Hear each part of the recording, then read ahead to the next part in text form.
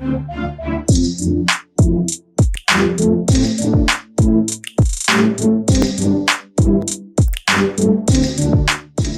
and welcome to this edition of the Print Softcover, in which we are going to discuss a very interesting book, which is called Let Me Hijack Your Mind. It's written by Alif Padamsee and Vandana Saxena Poria. Here's the book. Vandana, tell us, like right at the beginning, tell us about the collaborative process or the process of writing and bringing out this book. Because Padamsee, unfortunately, is no longer with us. And how difficult or what has been the challenges in bringing out this book now? Gosh, so we started collaborating in 2016.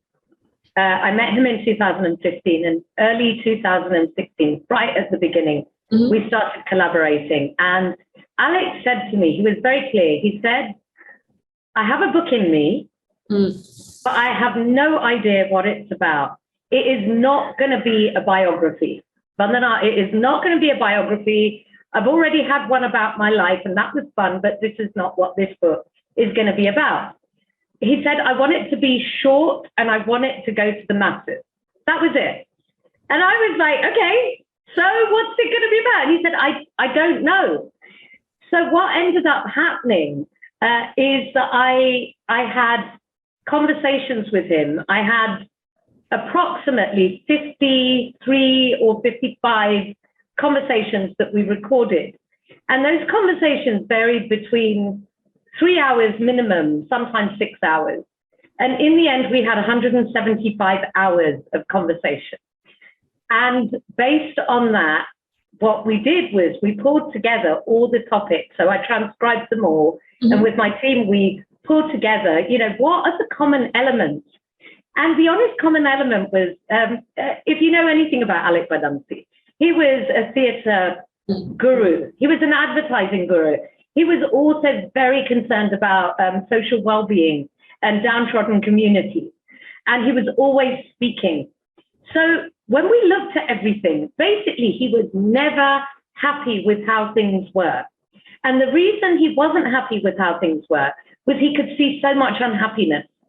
And the book came about, and it was like really clear to us. We did this huge map of all the topics, and it came out. He hijacks your mind. He gets you to think totally differently about something that you've taken as gospel for the whole of your life. He gets you to think completely differently. And that's what it's been like. Now, before he passed, we had agreed all the chapters. We'd agreed the main content of each of the chapters. But obviously then he passed, and I couldn't, I really couldn't pick up a pen. I couldn't pick up, I couldn't type, I couldn't do anything for about 6 months, because he'd become like a father to me. He was like my go-to person for so many different things. And so about 6 months later, Rael came to me, his eldest daughter, and then Quasar, and then Shazan, all three daughters. And daughters and sons. And they said, Dad, this book kept Dad alive. This book was what he really wanted. And you owe it to him to finish it. And then I was just like, okay, that's it. It's got to be done. And so then started working on it again. It's quite an explosive book in lots of ways, because it gets you to think again about different things. So we got many people from the advertising fraternity and the theatre fraternity to kind of give us comments, and it's been really well appreciated, which is fantastic. So my next question is actually about the very first chapter of the book. When I was reading it, I just looked at the, contents, and I was like, okay, but, this is, however, how he began. And he said that, he was in Kolkata and he was addressing this group of elite women, all decked up and everything. And then, he throws this question at them, and, they are so upset later on, all consistently. And then, he ends by saying, okay, they never invited me back again. Right. But, I was very, would you say that was his style also as a person, where he is, throwing these uncomfortable but really valid questions at people and asking them to, think. And that is really the theme throughout all of the chapters. Absolutely 100% spot on. That was Alec Badamsi. You think about the adverts that he did over the years. Now, a lot of people were up in arms when the Liril advert came out because it was Karen Lunau having a shower in a waterfall. But do you know why? Actually, I want to ask you this question. Do you know why he did that? Do you have any idea? Now, a lot of people will say, oh, well, he was sexist as well. He was selling, women. No, he wasn't. He went around and he did interviews with women, and he said to women, when do you feel the most free? And do you know what they said? When I'm in the bathroom having a shower by myself, that's when I feel free. And that's what he wanted to bring with Liril, the freshness of the soap and the feeling of being absolutely free. But it's uncomfortable. It's uncomfortable. At that time, it was very uncomfortable. All of his greatest advertising campaigns, even all his theatre productions, if you look at all of them, he subverted something. He didn't do Julius Caesar. He did Julia Caesarina. He took the very male dominant character, and he made it female. And he got Sabira Merchant to play her. Now, Sabira is very small, and Sabira said to him, Alec, how can I play this powerful character? And he turned around and he looked at her like, it's not his height. It's what's inside him. And you have that, Sabira. And she was like, I can do this. That's what he did. He was magical. There's another aspect, like we mentioned advertising, which was a big part of his life, as well as theater, of course. I was just wondering, like you said, that this was him, even in advertising, creating things which were uncomfortable, but which were also very iconic. Like when you said a Liril ad, I remember growing up to, full page ads of those, on newspapers, and all of us growing up would remember Liril ads. Like even now, even if you don't see them anymore, sometimes you wonder, remember those ads that used to come up. I was wondering this other thing. So, all of the chapters, he says youngest son, these phrases he uses. And he also talks about how it's unfortunate that even though we are a young country, there's the section that's sort of ruling us, the section that's sort of making those decisions are actually pretty old compared to, let's say, the rest of the country, or compared to even the history of a free India. I was wondering how he sort of, however, himself was an anomaly. Because he is not young, let's say, when he's writing or when this book is being conceived. As you mentioned, the year is pretty recent, actually. And how do you think, or if you could give us an insight into how he, however, could touch upon the nerve center of what young people might be thinking or looking for, right now for the present or for future? Alec was a real genius in building relationships with people.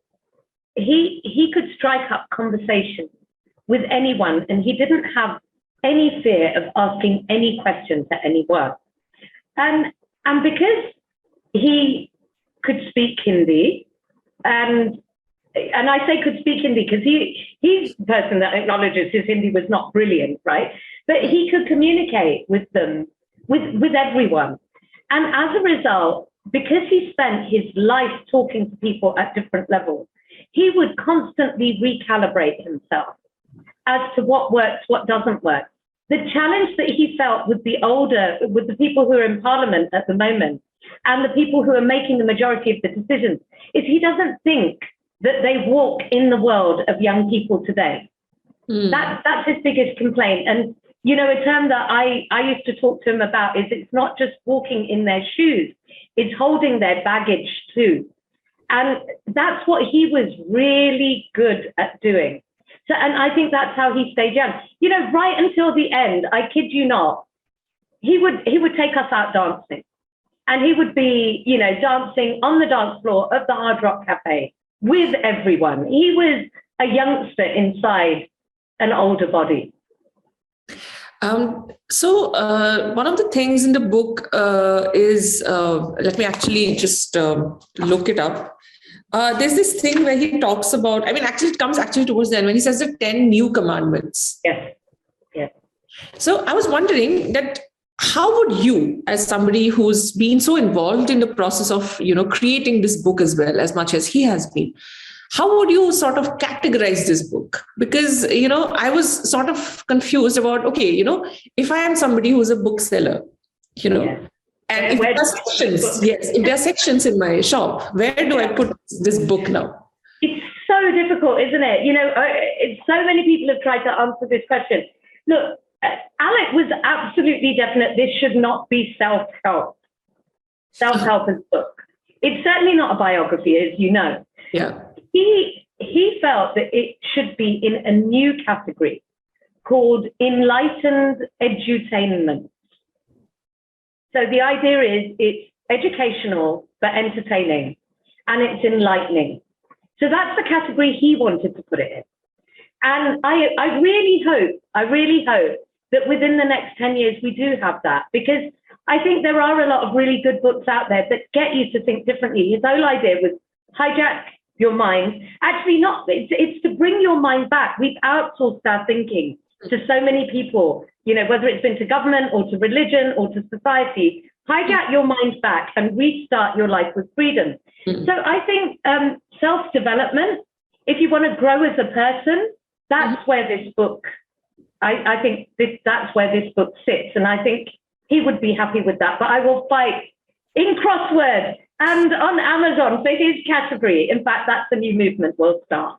So Vandana, I was wondering how you've mentioned how deeply impacted you were, by his demise, and how it, took you so much time and encouragement from his family eventually to bring out this book.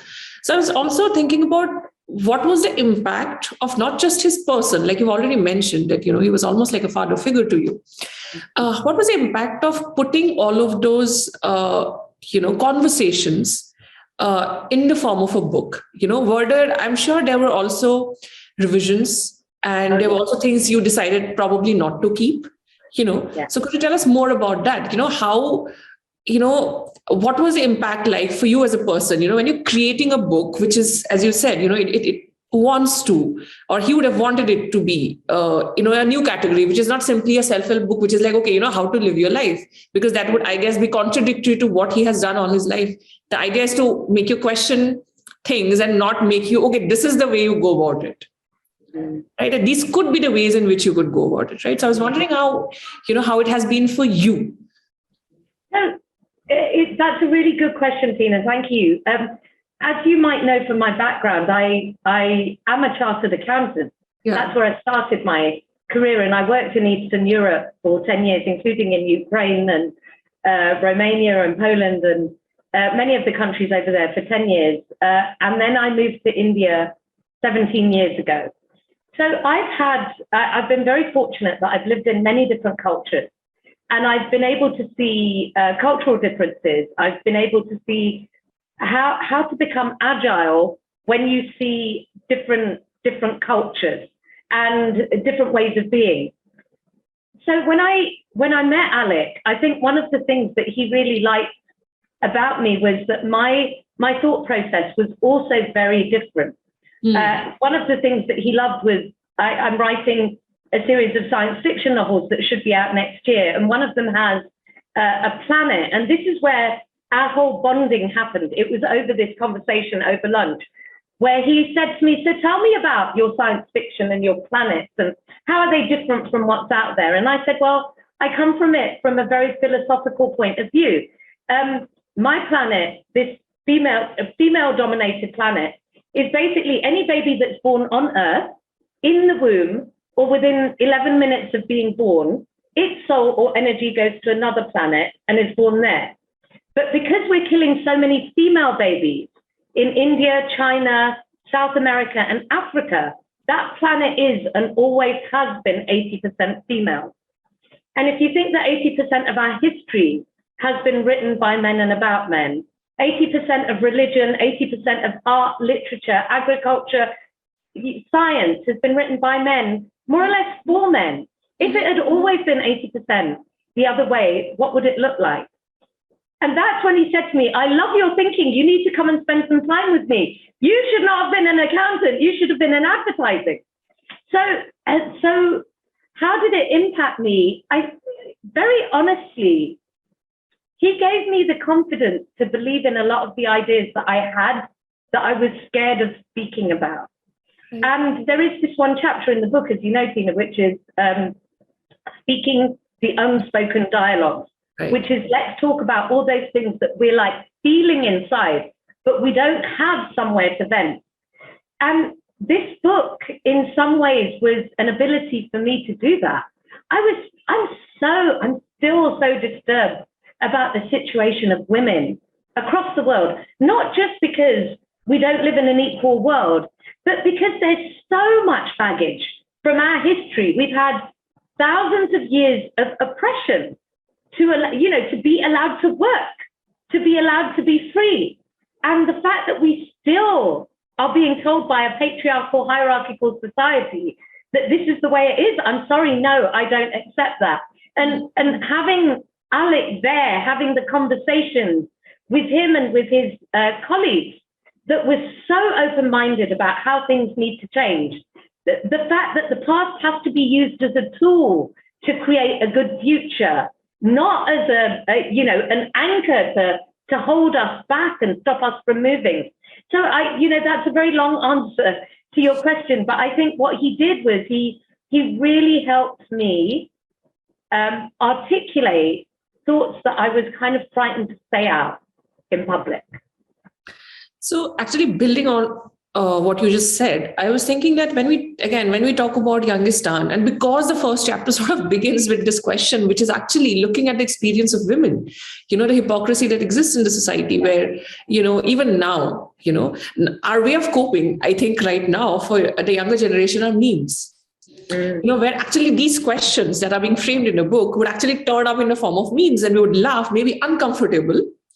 But we know these are truths, specifically the question of marriage and choosing your partner, something that should have been very basic is actually shrouded in a lot of, politics and everything, where he's talking also about the question of this person who's, who's trying to figure out what the caste is when he's talking about discrimination, how you're trying to figure out when you're hearing a surname, you're not really hearing a surname, but you're just like constantly trying to figure it out. Yes, where are you from? So I was wondering, and because you said, right, in a way you found the confidence to, give voice to some of the things that you were thinking. And you mentioned this very interesting idea that, because there has been consistent discrimination for women and how, it's difficult, I think, generally for women to articulate what they want simply because we've only heard the male version of how things should be and are. So I was wondering what was, or if there was anything in, in your conversations, maybe not in the book, generally, in your interaction with him, where he might be talking specifically about how this book can actually help young women, because that's a big section right now who's emerging, who's choosing to break a lot of boundaries that have been imposed on them, in whatever way possible, I think. Yes. Alec was very pro-women. In fact, Ryle talks about it a lot, that he refused literally for her to get married before 30, he said. And he put her to work at 16. He was like, you're going to go to courses, you're going to go and do this, you're going to go and do that, and kept her so busy throughout those years that she literally didn't have time for a relationship, but she was building herself and building her confidence. He was very much about that. He's built so many women through his career, as well as men. And what he really wanted for this book, gosh, if I don't get emotional about it, what he really wanted was movements to be started. He wants people to pick up this book and start discussion circles. And first of all, perhaps you do need an echo chamber. Maybe you do need a group of women reading it saying, I identify with that. But maybe over time, with that big group of women, invite in six men. Let them hear that very articulated female perspective that the women have been, talking for weeks and weeks about the book or about some of the issues. Then bring in men to have that conversation. Bring them in so that they are a minority. And I don't mean this from a horrible point of view. I mean as allies, but bring them in so that they know what it's like. You'll probably remember in the book, I did this experiment back in 2014, where I walked on the streets in a very well-to-do neighborhood And I counted how many men were out on the street and how many women. And it was crazy. It was like 140 men in a 10-minute walk and 20 women. We don't occupy enough public space. Alec, if he'd been alive today, first of all, I would not be speaking. It would be Alec speaking and I'd be kind of backing him up. And he'd be saying, Tina, we need to get a movement started. Let's get our women out on the streets. Let's make every Friday night women's night on the street, or every Tuesday night women. That's what he did. And that's what he would want to do. And I think I will be very sad if in 30 years' time, all these problems in the book are still a problem in the book. You know, with such legendary people backing this book, you know, people like Gurcharan Das and Shashi Tharoor and Ronnie Screwvala, if between all of us, we can't get some movements to change things, I think it'll be really sad. So you just said that, you know, you talked about, you know, a space which is privileged and yet not privileged for women, you know, so much that, you know, there's only 20 women there, where very obviously there should have been more. I was just wondering that probably this question comes from the fact that I'm from a very small town originally. And I'm from this place called Jorhat in Assam. Oh, wow. Yeah. So I was just wondering if you would want to say anything about how, you know, bigger cities, of course, metropolitan cities, of course, give you this access to technology, which, of course, now is more distributed, let's say, in a city like India. Definitely everybody has access to technology, you know, and to social media, which is like a big part of, you know, young people, now babies would start, you know, texting first and probably talking later. That's the extent of impact technology has. So I was wondering if you had anything to say, or if Padamsee at any point had anything to say about how social media or technology, you know, how it's distributed now could be one of the, you know, game changers in what you're saying, that, you know, 30 years from now, you know, if you're looking at these problems which exist and which has been existing for some time to change, you know, do you think that would actually be the game changer? Well, you know, you take, just like you said, that, you know, women, you know, when he interviewed women and they said they felt the most free and everything when they're taking a shower, you know, because it's about them. Do you think somehow social media has also given women that kind of a space where, you know, when you're creating a profile, let's say, you're talking about who you are as opposed to who you are in relationship to, let's say, in an official form, to your husband or, you know, to a male relative, and, you know, you're defining yourself in that. However, you know, in a more social media space, in a more virtual space, it's more about who you are, and you don't have to add these, you know, frills about, you know, which male relative sort of defines you. And I was just thinking about that. Yeah, well, I think you brought up two really important points, so thank you. The first, I was just flicking, because I posted this morning on Twitter. Yeah. Alec Padamsee said, if we can set up startups for technology, can we create technology to stop corruption and nepotism?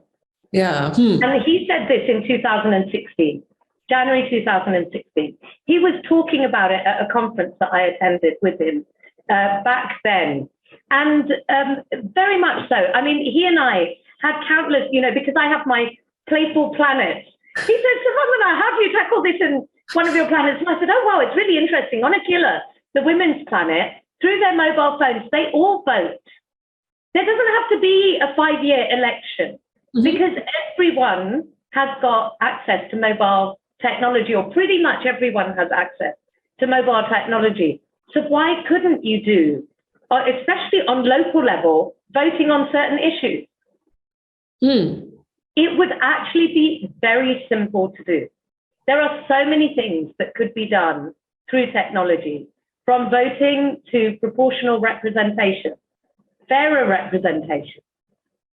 These are all things that can be solved by technology. But this is why we talk about mindset, because it isn't a technology problem. Right. Yeah. It's a mindset problem. Yes. Patriarchal, hierarchical mindset problem, capitalistic mindset problem. And as long as we go after those three kind of nouns or adjectives, whatever you want to call them, there will never be space to do things that are looking for equity.